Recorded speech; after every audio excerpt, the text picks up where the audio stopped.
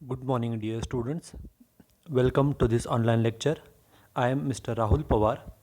In today's lecture, we are going to study the income tax slabs for the individuals whose age is 60 and above and up to 79 years. आजच्या या लेक्चरमध्ये आपण एखादा individual व्यक्ती तो mail असेल किंवा फिमेल असेल जर त्या व्यक्तीचं वय हे जर 60 वर्ष किंवा 60च्या पुढे आणि 79 वर्षापर्यंत जर असेल तर अशा व्यक्तीला इन्कम टॅक्सचे कोणते स्लॅब्स ॲप्लिकेबल आहेत हे आपण या लेक्चरमध्ये पाहणार आहोत. In the previous lecture, we have seen the income tax slabs applicable for those individuals whose age is less than 60 years.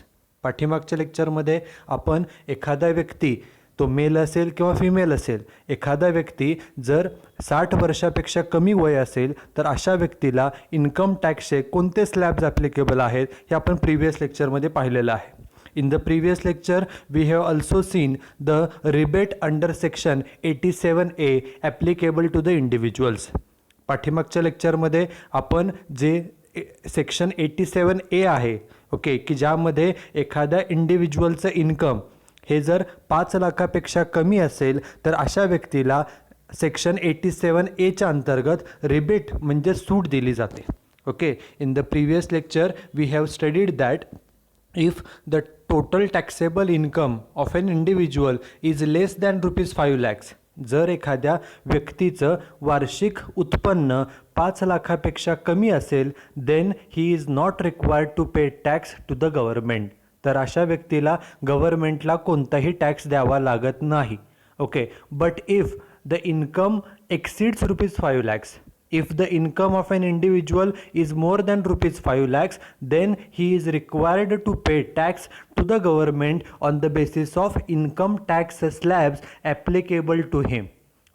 जर त्या व्यक्तीचं उत्पन्न 5 लाखापेक्षा जास्त असेल, वार्षिक उत्पन्न हे जर 5 लाखापेक्षा जास्त असेल तर मात्र त्या व्यक्तीला जे इन्कम टॅक्सचे स्लॅब्स आहेत, टप्पे आहेत, त्याप्रमाणे त्या व्यक्तीला गव्हर्नमेंटला टॅक्स हा द्यावा लागतो. आणि आपण पाठीमागच्या लेक्चरमध्ये पाहिलेलं आहे की इन्कम टॅक्सचे जे स्लॅब्स आहेत हे त्या व्यक्तीच्या एजनुसार आहेत. Correct. In the previous lecture we have seen the income tax slabs applicable for those individuals whose age is less than 60 years. ज्या व्यक्तीचं वय हे 60 वर्षापेक्षा कमी आहे अशा व्यक्तीला इन्कम टॅक्स स्लॅब्स कोणते ॲप्लिकेबल आहेत हे आपण प्रिव्हियस लेक्चरमध्ये पाहिलेलं आहे. In the previous lecture itself, we have also seen the example on the computation of tax liability on the basis of these tax slabs. आपण जे पाठीमागच्या लेक्चरमध्ये टॅक्स स्लॅब्स पाहिले त्याच्यानुसार एखाद्या व्यक्तीचं जर आपल्याला एक इन्कम दिलं असेल तर त्या इन्कमवरून त्या व्यक्तीची टॅक्स लायबिलिटी कशा पद्धतीने कॅल्क्युलेट केली जाते, टॅक्स लायबिलिटी कॅल्क्युलेट कशा पद्धतीने केली जाते आणि त्याच्यानुसार हे आपण TDS पर मंथ कसा कॅल्क्युलेट करतो हे आपण पाठीमागच्या लेक्चरमध्ये पाहिलेलं आहे. Now in this particular lecture we are going to study the income tax slabs applicable for those individuals whose age is 60 and above but up to 79 years or below 80 years. हे tax slab कुणासाठी आहेत तर ज्या व्यक्तीचं वय हे 60 किंवा 60पेक्षा जास्त आहे आणि 80पेक्षा कमी आहे, लेस दॅन 80. बिलो 80 म्हणजेच काय, 80पेक्षा कमी म्हणजे कितीपर्यंत तर 79. ज्या व्यक्तीचं वय हे 60 ते 79 म्हणजेच 80पेक्षा कमी म्हणून तिथं 79 असं म्हटलेलं आहे. ज्या व्यक्तीचं वय हे 60 किंवा 60पेक्षा जास्त आहे मग ते 60 इयर्स असेल, 61, 62, 63, 64 पर्यंत अप टू 79. जर त्या व्यक्तीचं एज हे 60 ते 79 दरम्यान असेल तर अशा व्यक्तीसाठी कोणते इन्कम टॅक्स ॲप्लिकेबल आहेत, इन्कम टॅक्स स्लॅब्स ॲप्लिकेबल आहेत for assessment year 2021 that we are going to study in this particular lecture. या लेक्चरमध्ये आपण एखाद्या व्यक्ती तो स्त्री असेल किंवा ती व्यक्ती पुरुष असेल जर त्या व्यक्तीचं वय हे 60पेक्षा जास्त असेल तर अशा व्यक्तीला 60पेक्षा जास्त आणि 79 पर्यंत अप टू 79 तर अशा व्यक्तीचं जे काही इन्कम आहे त्या इन्कमवरील टॅक्स कॅल्क्युलेट करण्यासाठी त्याला कोणकोणते टॅक्स स्लॅब्स ॲप्लिकेबल आहेत हे आपण या लेक्चरमध्ये पाहणार आहोत. बघा मग टेबल काय सांगितलं आहे, हेडिंग दिलं आहे फॉर इंडिव्हिज्युअल्स कोणते individuals having age 60 years and above, 60 and above but below 80, 80पेक्षा कमी म्हणजे 79पर्यंत, म्हणजे 60 ते 79 पर्यंतच्या व्यक्तींसाठी हे टॅक्स स्लॅब्स आहेत. आणि आपल्याला माहिती आहे की ज्या व्यक्तीचं वय हे 60 किंवा 60पेक्षा जास्त असतं त्या व्यक्तीला आपण सिनियर सिटीजन, ज्येष्ठ नागरिक असं म्हणतो. ओके. आणि आपल्या देशामध्ये जे ज्येष्ठ नागरिक असतात त्यांना टॅक्समध्ये थोडीफार सवलत दिली जाते. ओके. मग ती सवलत कशा पद्धतीने दिली जाते ते आपण यामध्ये पाहणार आहोत. बघा टेबल आपल्याला दिले. We are given 2 columns. First column is income and second column is tax rate applicable. Okay. मग इन्कम कॉलममध्ये काय सांगितलं आहे, income up to ₹3 lakh. Okay. 3 लाखापर्यंत जे इन्कम आहे त्यावरती टॅक्स रेट किती आहे, टॅक्स रेट इज नील. म्हणजेच काय, 3 लाखापर्यंतचे जे उत्पन्न असेल त्याच्यावरती कोणताही टॅक्स द्यावा लागणार नाही. आपण प्रिव्हियस लेक्चरमध्ये पाहिलेलं की जर एखाद्या व्यक्तीचं वय हे जर 60पेक्षा कमी असेल तर त्याला हे एक्झम्पशन लिमिट जे आहे ते 2.5 लाखाचं होतं. 2.5 लाखापर्यंत टॅक्स हा माफ होता. 2.5 लाखापर्यंत कोणासाठी, for those individuals whose age is less than 60. But here in case of senior citizen, ज्येष्ठ नागरिकांच्याबद्दल इन्कम अप टू ₹3 lakhs, 3 लाखापर्यंत टॅक्स हा पूर्णपणे माफ आहे. 3 लाखापर्यंत त्यांना पहिल्या 3 लाखावर त्यांना कोणताही टॅक्स द्यावा लागत नाही. Okay. So up to ₹3 lakhs tax rate is nil, त्यांना टॅक्स द्यावा लागत नाही. This is first point. Okay. मग ही जी फर्स्ट स्टेप आहे ही फर्स्ट स्टेप 3 लाखापर्यंत आली. पुढची स्टेप 3,01,000 पासून चालू होईल. सेकंड स्टेप काय सांगते बघा, 3,01,000 to 5 lakhs. Okay. 3,01,000 to ₹5 lakhs या अमाऊंटवरती टॅक्स रेट ॲप्लिकेबल किती आहे, तर तो आहे 5%. मग आता सांगा, ही जी सेकंड स्टेप आहे, सेकंड स्टेप स्टार्ट झाली 3,01,000ला म्हणजे 3 लाखाला आणि संपते कुठे ही स्टेप 5 लाखाला. मग सांगा 3 लाख ते 5 लाख, 3 ते 5 ह्याच्यामध्ये किती रुपये आहेत, 3 लाख ते 5 लाख ह्या दोन्हीमध्ये डिफरन्स कितीचा आहे, 2 लाखाचा आहे. म्हणून ह्या 2 लाखावरती टॅक्स रेट किती टक्क्याने, तर टॅक्स रेट ॲप्लिकेबल इज 5%. त्यावरती 5% हा टॅक्स रेट आहे. ओके. टॅक्स रेट जो दिलेला आहे फक्त तो किती अमाऊंटवरती कॅल्क्युलेट करायचा, तर त्यासाठी ही स्टेप सुरू झाली 3 लाखाला आणि ही स्टेप संपते कुठे, 5 लाखाला. 3 लाख ते 5 लाख ह्या दोन्हीमध्ये डिफरन्स आहे 2 लाखाचा. त्या 2 लाखावर किती टक्क्यानं टॅक्स रेट घ्यायचा, तर 5% टॅक्स हा आकारला जातो. ओके. ही आपली सेकंड स्टेप संपली. सेकंड स्टेप कितीला संपली, 5 लाखाला. त्यामुळे पुढची स्टेप तिथून चालू होईल 5,01,000 पासून. ओके. तिसरी स्टेप काय सांगते, इन्कम ₹5 lakh 1, 5,01,000 ते ₹10 लाख, 5,01,000 ते 10 लाख त्यावरती टॅक्स रेट किती आहे, टॅक्स रेट इज 20%. ओके. त्यावरती 20% टॅक्स हा पेड करावा लागतो. जो प्रिव्हियस एक्झाम्पलमध्ये, प्रिव्हियस लेक्चरमध्ये जे आपण एक्झाम्पल पाहिले तेच इथं आहेत. शेवटचे जे 2 स्लॅब्स आहेत, ओके, ते सर्वांसाठी सेम आहेत. हे सर्वात लक्षात महत्त्वाचं बघा. 5,01,000 ते 10 लाख त्याच्यावर टॅक्स रेट किती, तर तो 20%. मग आता बघा केअरफुली, ही जी तिसरी स्टेप आहे ही सुरू कितीला झाली आहे, ही सुरू झाली 5 लाखाला. 5,01,000 म्हणजेच 5 लाखाला आणि संपते कुठे, तर ही स्टेप संपते 10 लाखाला. म्हणजे सुरू झाली 5 लाखाला आणि स्टेप संपते 10 लाखाला. ह्या दोन्हीमध्ये डिफरन्स कितीचा आहे सांगा, 5 लाख आणि 10 लाख ह्या दोन्हीमध्ये डिफरन्स आहे 5 लाखाचा. त्या 5 लाखावर किती टक्क्याने टॅक्स घ्यायचा, तो टॅक्स घ्यायचा असतो 20%. 20% tax rate is applicable for income between 5 lakh to 10 lakhs. This is third step. And now the fourth and last step. बघा तिसरी स्टेप आपली 10 लाखाला संपलेली आहे. त्यामुळे चौथी स्टेप, पुढची स्टेप ही 10,01,000 पासून त्याच्या पुढच्या ₹1 चालू होते. बरोबर. चौथी स्टेप काय सांगते, income from ₹10 lakh 1 and above, 10 लाखापेक्षा जेवढे इन्कम जास्त असेल त्याच्यावरती टॅक्स रेट किती, तर 30%. त्यांनी ही सांगताना सांगितलं आहे की ही स्टेप्स सुरू झाली 10,01,000ला आणि संपते कुठे, तर इथं काही लिमिट दिलेलं नाही. ओके. 10 lakh अँड अबाव आपलं इन्कम 10 लाखापेक्षा जेवढ्यानं जास्त असेल, उदाहरणार्थ स्टेप चालू झाली 10 लाखाला आणि सपोज आपलं इन्कम आहे 13 लाख. मग सांगा 10 लाख ते 13 लाख दोन्हीमध्ये डिफरन्स कितीचा आहे, डिफरन्स आहे 3 लाखाचा. त्या 3 लाखावर किती टक्क्याने टॅक्स घ्यायचा, तर 30% टॅक्स हा आकारला जातो. Okay. So these are the tax slabs applicable for the individual. पुन्हा एकदा बघा काय सांगितलेलं आहे, जे टॅक्स स्लॅब्स आहेत हे कुणासाठी आहेत? This tax slabs are for those individuals whose age is 60 and above. ज्या व्यक्तीचं वय हे 60 किंवा 60पेक्षा जास्त आहे आणि 80पेक्षा कमी आहे. 60 किंवा 60पेक्षा जास्त आणि 80पेक्षा कमी म्हणजे थोडक्यामध्ये ज्या व्यक्तीचं वय 60 ते 79 ह्या दरम्यान आहे, 60 ते 79, त्या व्यक्तींसाठी हे टेबल आहे. हे टेबल काय सांगतं? तर फर्स्ट रो सांगतो की इन्कम अप टू ₹3 लाख, पहिल्या 3 लाखावरती टॅक्स रेट हा नील आहे. याचाच अर्थ काय होतो की 3 लाखापर्यंत टॅक्स हा पूर्णपणे माफ आहे. पहिले 3 लाख हे पूर्णपणे माफ आहेत.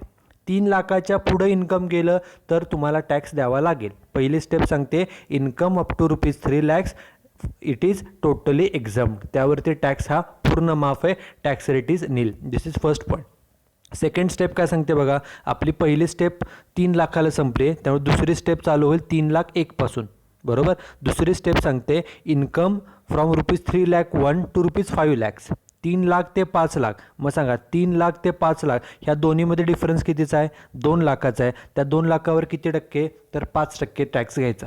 3 लाख ते 5 लाख त्याच्यावरती 5% टॅक्स हा आकारला जाईल. ही दुसरी स्टेप. दुसरी स्टेप आपली संपली 5 लाखाला. आता तिसरी स्टेप चालू झाली 5,01,000.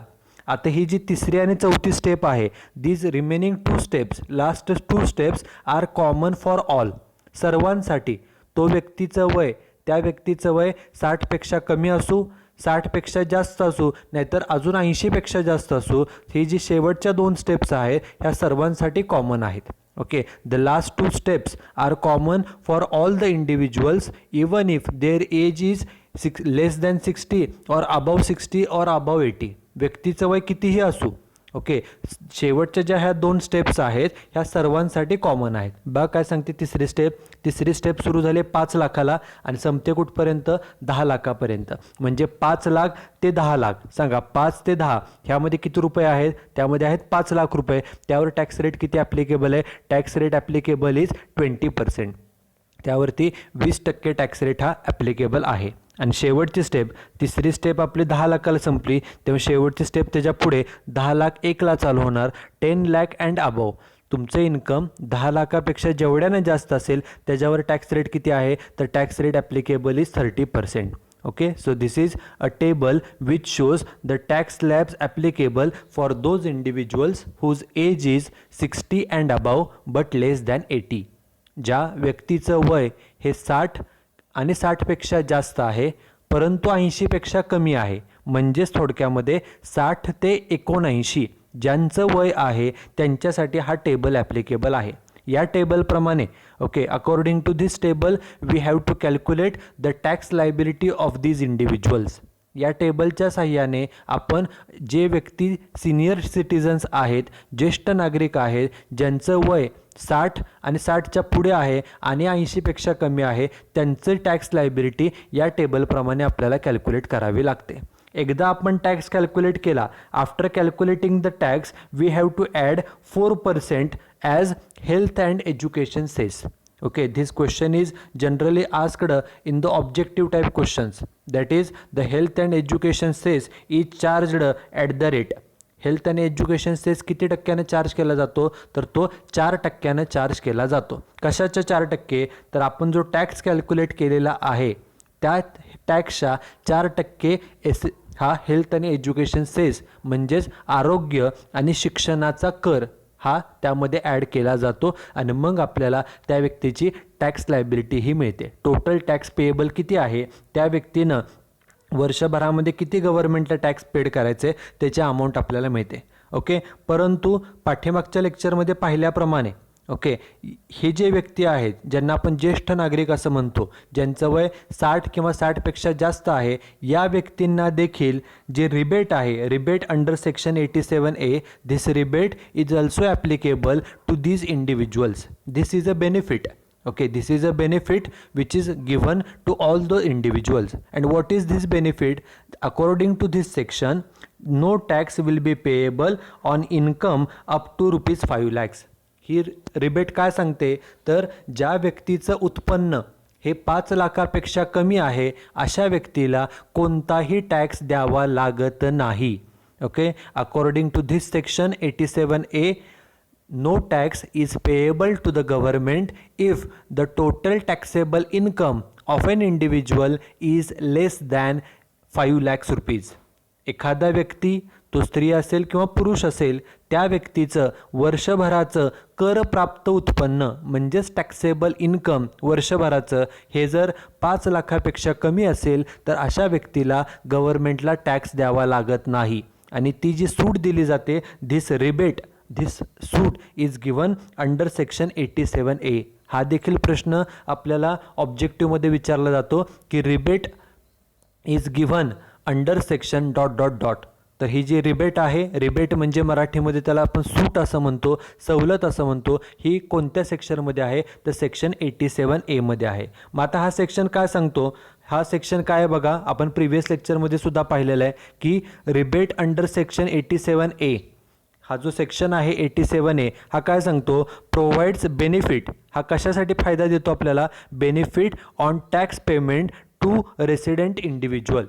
एखादा व्यक्ती रेसिडेंट असेल, एखादा इंडिव्हिज्युअल व्यक्ती, ओके, ती व्यक्ती स्त्री असेल किंवा पुरुष असेल, ती व्यक्ती जर आपल्या देशाची रेसिडेंट असेल, आपण प्रिव्हियस लेक्चरमध्ये रेसिडेंट कुणाला म्हटलं जातं, नॉन रेसिडेंट कुणाला म्हटलं जातं याचे नियम पाहिलेले आहेत, बरोबर. If any individual is resident of our country, जर एखादा व्यक्ती इन्कम टॅक्सच्या दृष्टीनं आपल्या देशाचा रेसिडेंट असेल तर त्याला ही रिबेट म्हणजे सूट दिली जाते. फक्त कुणाला दिली जाते, रेसिडेंट इंडिव्हिज्युअललाच ही सूट दिली जाते.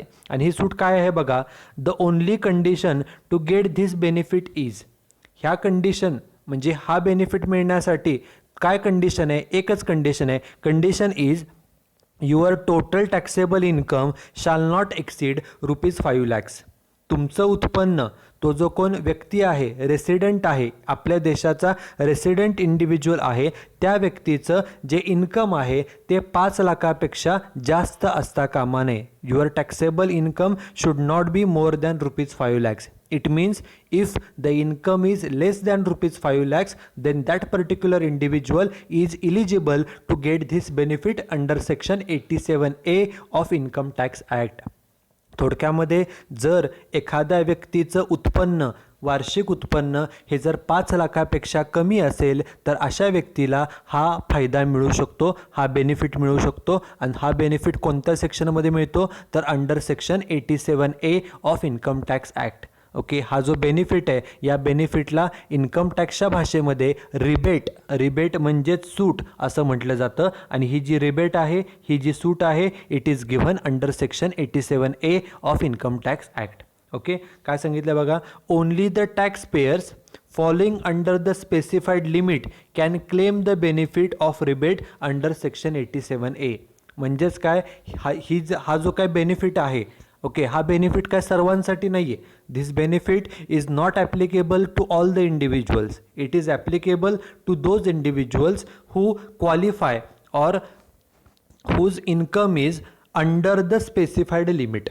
लिमिट कितीचं आहे, 5 लाखाचं आहे.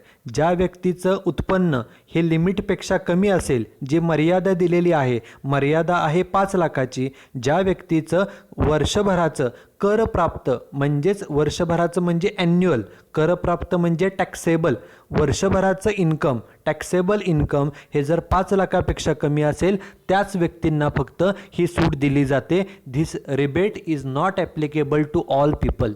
Okay, it is applicable to those individuals whose taxable income is less than ₹5 lakhs. ज्या व्यक्तीचं वर्षभराचं उत्पन्न 5 लाखापेक्षा कमी आहे अशाच लोकांना फक्त ही सूट दिली जाते.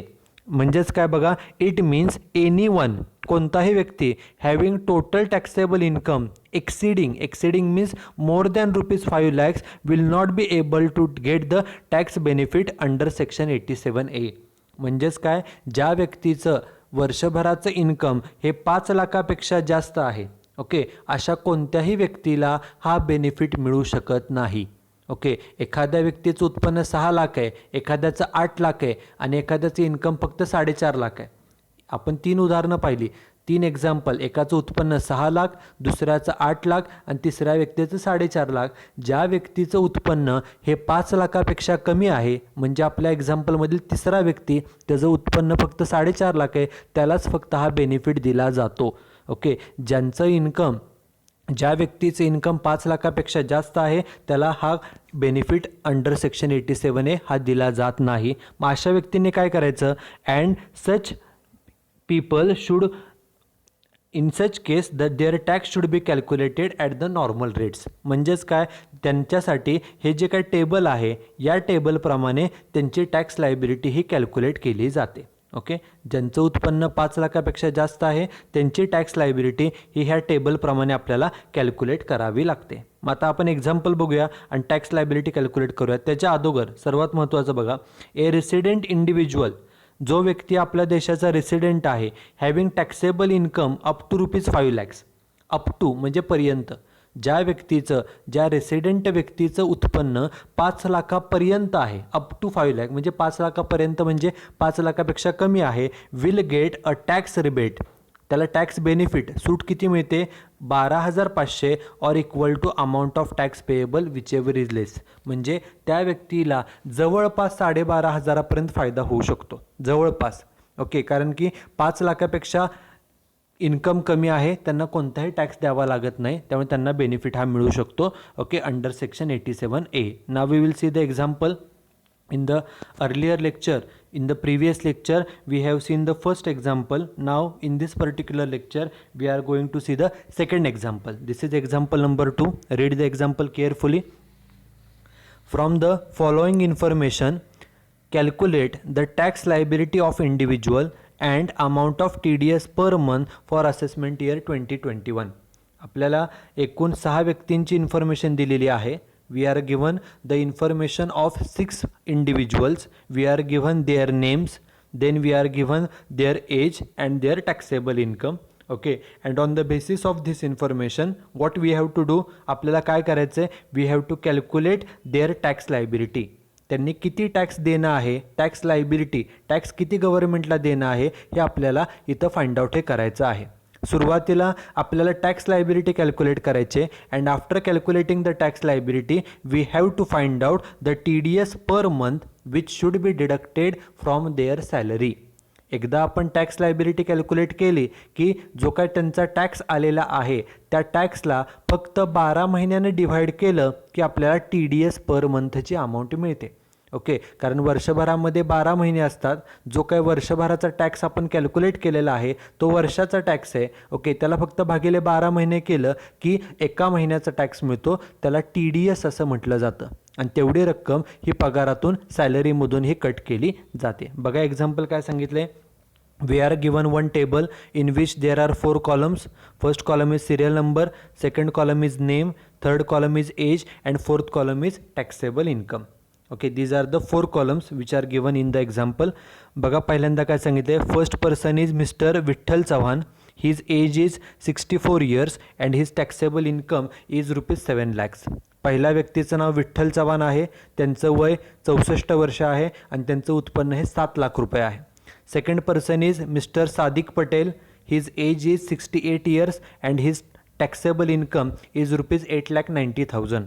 दुसरा व्यक्ती आहेत सादिक पटेल, ज्यांचं वय 68 वर्ष आहे आणि त्यांचं वर्षभराचं इन्कम, टॅक्सेबल इन्कम हे 8,90,000 आहे.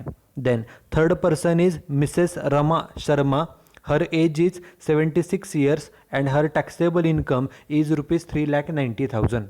आपल्या एक्झाम्पलमध्ये जी तिसरी व्यक्ती आहे त्यांचं नाव मिसेस रमा शर्मा असं आहे. त्यांचं वय 76 वर्ष आहे आणि त्यांचं वर्षभराचं टॅक्सेबल इन्कम हे 3,90,000 एवढं आहे.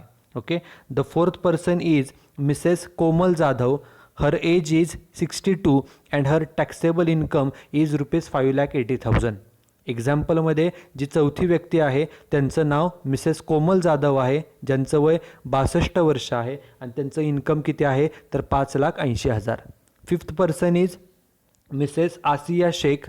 हर age is 65 years and her taxable income is ₹7,60,000. पाचवी व्यक्ती आहे ज्यांचं नाव आहे मिसेस आसिया शेख. त्यांचं वय हे 65 वर्ष आहे आणि त्यांचं उत्पन्न किती आहे 7,60,000. And last person is mister Ramrao Jadhav. His age is 70 years and his total taxable income is rupees 12 lakhs. So this is the table in which we are given the information of 6 individuals. We are given their names, first point. Second, we are given their age, and lastly we are given their taxable income. If you see this particular table, then you will realize that the information which is given of all the individuals, their age is 64, 68, 76, 62, 65 and 70. It means their age is 60 and above, and it is less than 80, that is up to 79. आपल्याला ज्या 6 व्यक्तींची information दिलेली आहे त्या व्यक्तींचं जर आपण वय पाहिलं तर एका व्यक्तीचं वय 64 वर्ष आहे, 68 वर्ष आहे, 76 वर्ष, 62 वर्ष, 65 वर्ष, 70 वर्ष. म्हणजे सर्व व्यक्तींचं वय हे 60पेक्षा जास्त आहे आणि 80पेक्षा कमी आहे. ज्यांचं वय 60पेक्षा जास्त असतं आणि 80पेक्षा कमी असतं त्यांना आपण सिनियर सिटीजन्स असं म्हणतो, ज्येष्ठ नागरिक असं म्हणतो. The individuals whose age is 60 and above but less than 80, they are called as a senior citizens. And for these senior citizens, we have to calculate their tax liability on the basis of this particular table. हे जे table आपण मगाशी पाहिलेलं आहे या टेबलप्रमाणे आपल्याला त्यांचा tax हा कॅल्क्युलेट करावा लागतो. मग पहिल्यांदा आपण टॅक्स कॅल्क्युलेट करूया. पहिले व्यक्ती कोण आहेत? मिस्टर विठ्ठल चव्हाण. म्हणून सुरुवातीला हेडिंग दिलं computation of tax liability and TDS per month. आपल्याला एक्झाम्पलमध्ये सांगितलंय की आपल्याला काय कॅल्क्युलेट करायचे? टॅक्स लायबिलिटी अँड TDSची रक्कम. तेच आपण इथे लिहिलं आहे, computation of tax liability and TDS per month.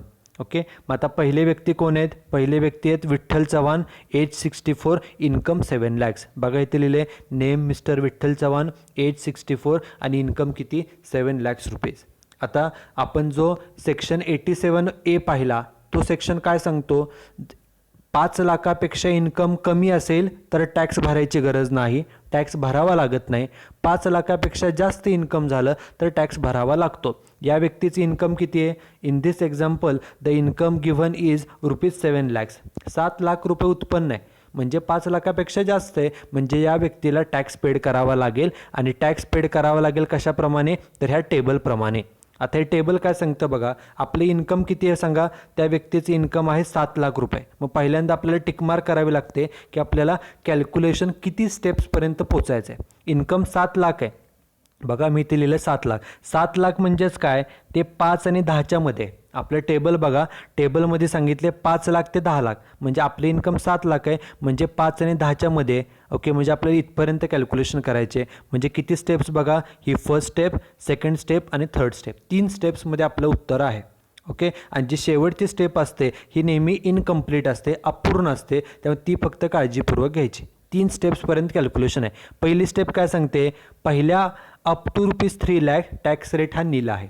पहिल्या 3 लाखावरती टॅक्स हा पूर्णपणे नील आहे. म्हणून बघा इथं लिहिलं on first ₹3 lakh tax amount nil. Tax rate nil म्हणजे टॅक्सची अमाऊंटसुद्धा नील. पहिल्या 3 लाखापर्यंत टॅक्स हा माफ आहे, त्यामुळे टॅक्सची अमाऊंट ही नील घेतली. पहिली स्टेप आपली झाली. दुसरी स्टेप बघा काय सांगते? दुसरी स्टेप चालू झाली 3 लाखाला आणि संपते कुठपर्यंत? 5 लाख. म्हणजे 3 लाखाला सुरू झाली, 5 लाखाला संपते. मग सांगा 3 ते 5 मध्ये किती रुपये आहेत? मध्ये आहेत 2 लाख रुपये. त्या 2 लाखावर किती टक्क्यानं? 5%. बघा मग इथे लिहिलेलं आहे फ्रॉम 3 लाख 1 टू 5 लाख. 3 ते 5 मध्ये 2 लाख रुपये आहेत, त्या 2 लाखाच्या 5%. कॅल्क्युलेटरवर करा. 2 लाखाच्या 5% म्हणजे टॅक्स किती येणार आहे? टॅक्स येणार आहे 10,000 रुपये. 3 लाख ते 5 लाख ह्या दोन्हीमध्ये 2 लाखाचा डिफरन्स आहे. त्या 2 लाखाच्या 5% म्हणजे टॅक्स किती आला? तो आला 10,000 रुपये. दुसरी स्टेप झाली. आणि आता तिसरी आणि शेवटची. तिसरी स्टेप ही नेहमी शेवटची स्टेप जी आहे ती अपूर्ण असते.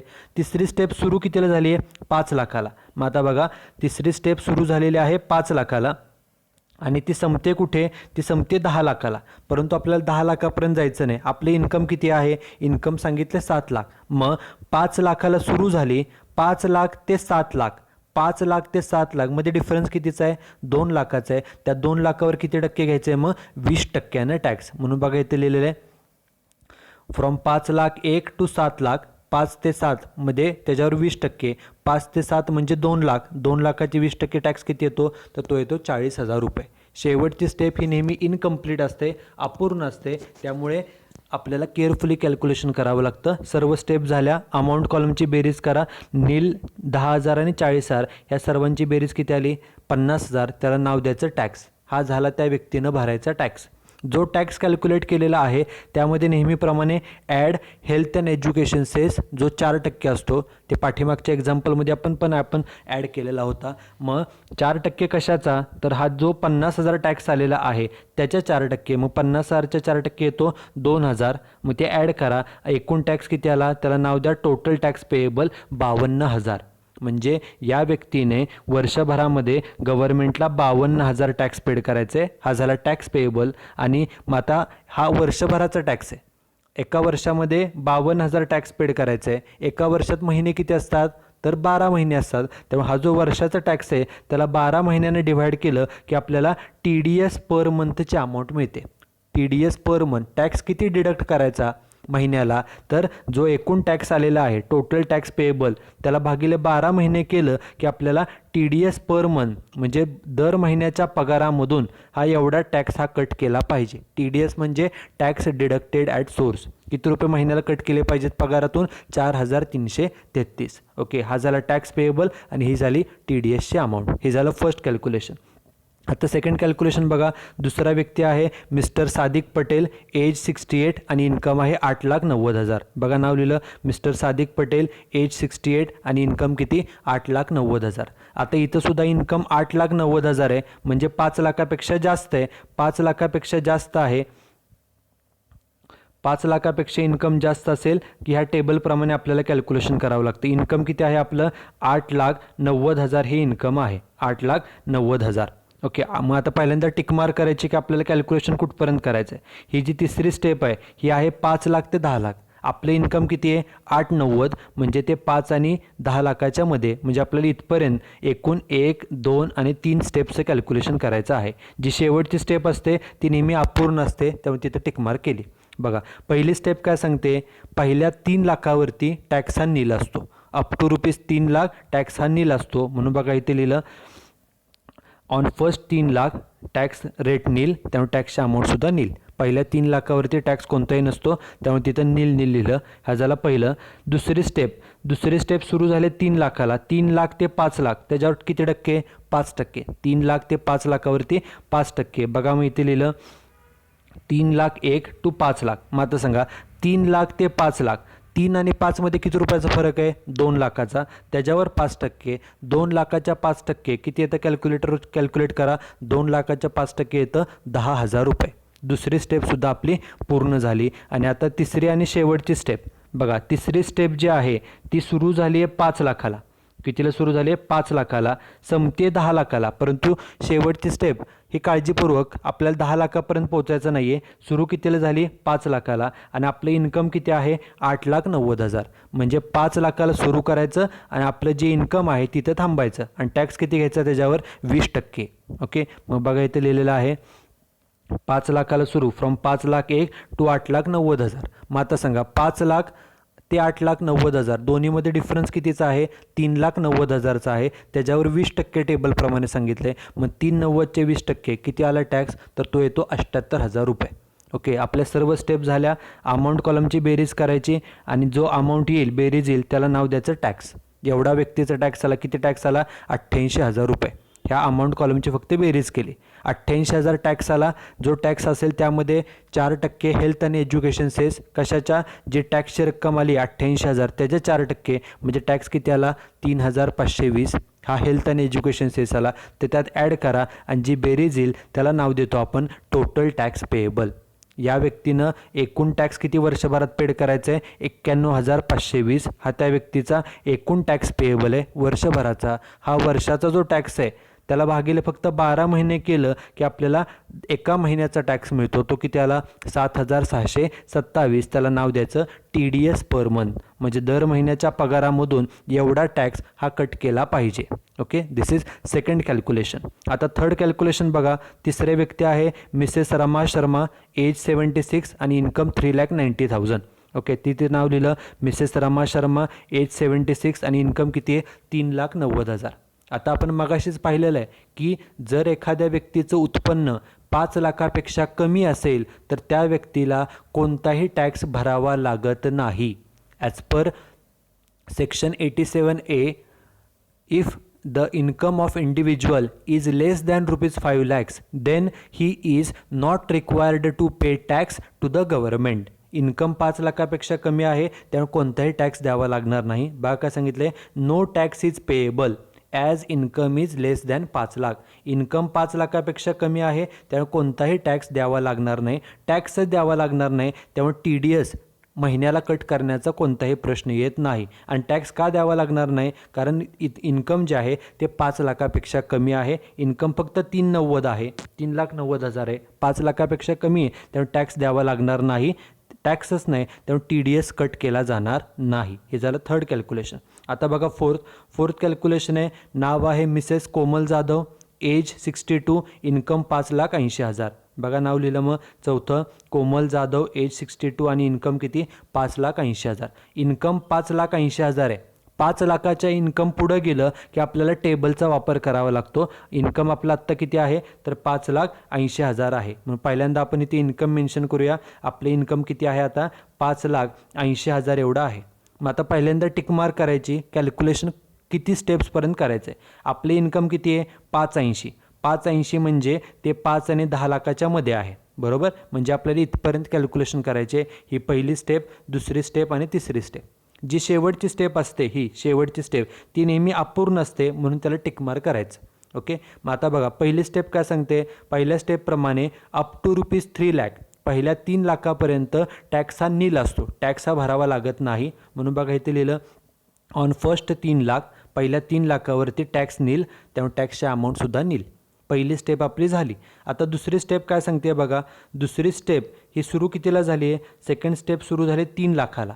3 लाख ते 5 लाख त्याच्यावर किती टक्के घ्यायचा 5%. 3 लाख ते 5 लाख वरती 5%. मग बघा इथे लिहिलेलं आहे 3 लाख 1 म्हणजेच 3 लाख ते 5 लाख त्यावर किती टक्के 5%. मग आता सांगा ही स्टेप सुरू झाली 3 लाखाला, संपते 5 लाखाला. मग 3 लाख ते 5 लाख मध्ये किती डिफरन्स आहे, दोन्हीमध्ये फरक किती रुपयाचा आहे, तो आहे 2 लाखाचा. त्या 2 लाखावर किती टक्के घ्यायचं 5%. कॅल्क्युलेटरवर करा, 2 लाखाच्या 5% टॅक्स किती येतो 10,000 रुपये. दुसरी स्टेप झाली. आता तिसरी आणि शेवटची स्टेप बघा. तिसरी शेवटची स्टेप काय सांगते. तिसरी स्टेप सुरू झाली 5 लाखाला, संपते कितीला 10 लाखाला. पण आपल्याला 10 लाखापर्यंत जायचं नाही.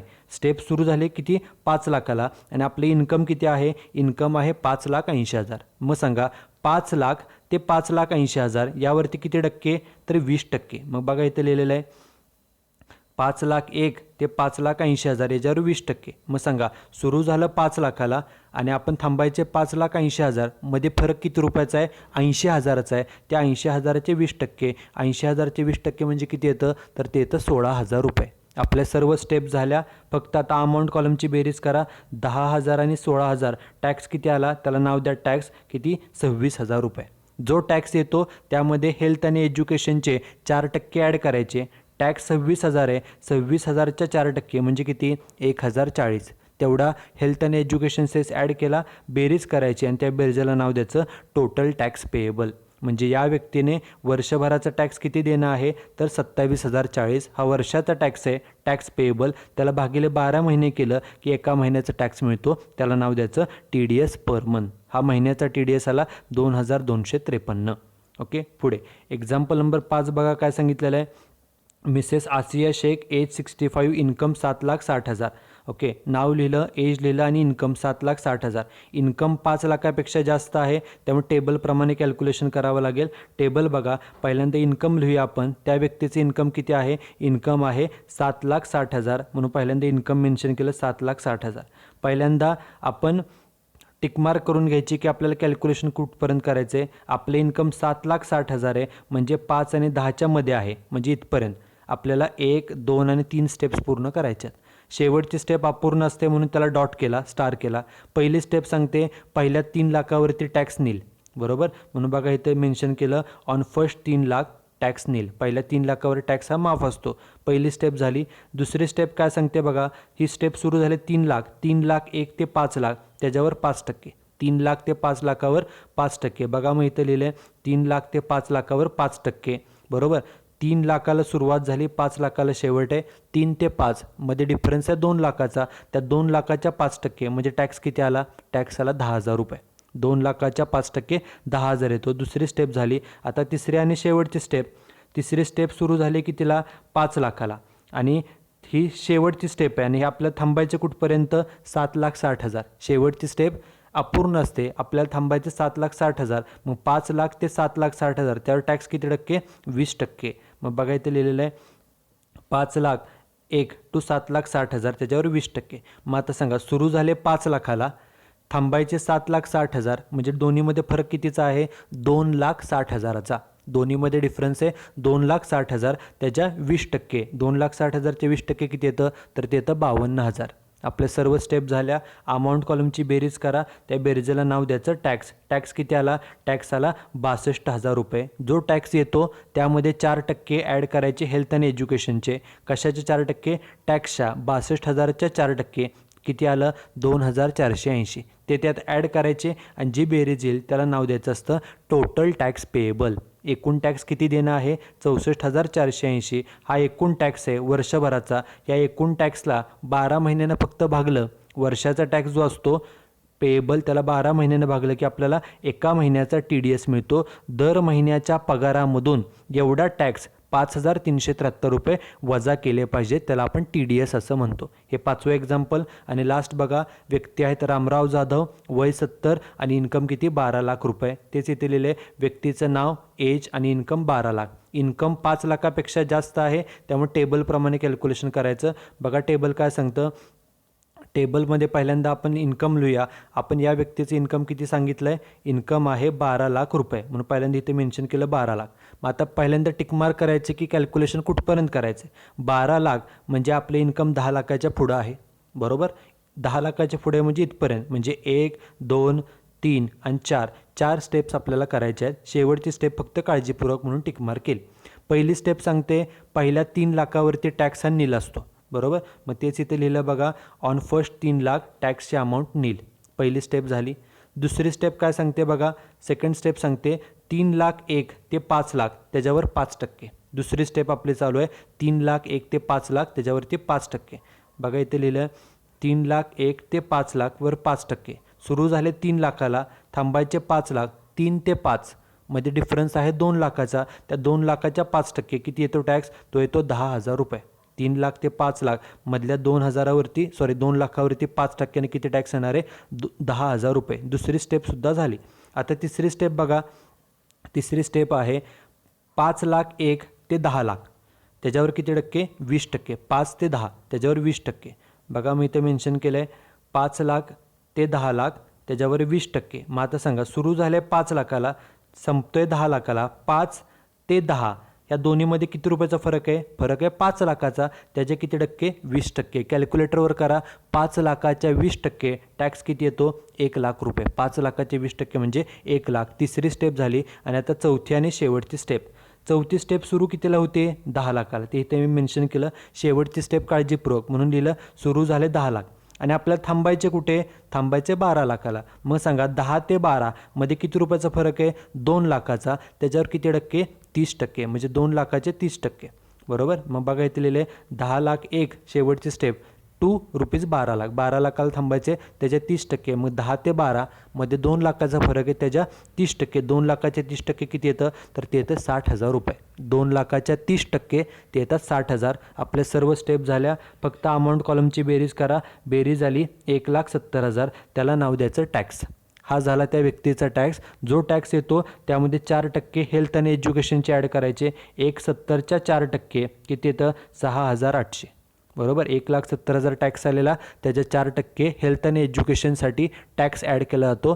तो आला 6,800 आणि बेरीज करायची. बेरीज आली 1,70,800. त्याला नाव द्यायचं टोटल टॅक्स पेएबल. म्हणजे या व्यक्तीनं ज्यांचं इन्कम किती आहे, इन्कम सुरुवातीला सांगितले 12 लाख, त्यांचं एकूण टॅक्स देणं किती आहे, त्यांनी गव्हर्नमेंटला 1,76,800 एवढा टॅक्स देणं आहे. हा वर्षभराचा टॅक्स पेएबल आहे. वर्षभराचा जो टॅक्स असतो त्याला भागिले 12 महिने केलं की आपल्याला एका महिन्याचा टॅक्स मिळतो. तो किती आला, 14,733. त्याला नाव द्यायचं TDS पर मंथ. म्हणजे दर महिन्याच्या पगारातून सॅलरीमधून एवढा TDS, tax deducted at source, एवढा TDS हा वजा केला पाहिजे. Okay, so that's it with today's lecture. In this particular lecture we have seen the tax slabs for senior citizens and we have seen one example on calculation of tax liability and TDS per month. Okay, you should write down this example and solution in your notebook. Okay, thank you very much.